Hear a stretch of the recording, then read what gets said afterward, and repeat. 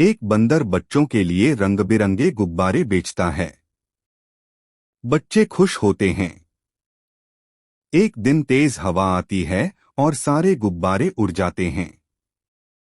बंदर उदास हो जाता है।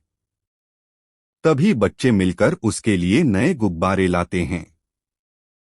बंदर फिर से हंसने लगता है। क्या आपने इन बच्चों की दया और बंदर की मेहनत के लिए एक लाइक नहीं किया?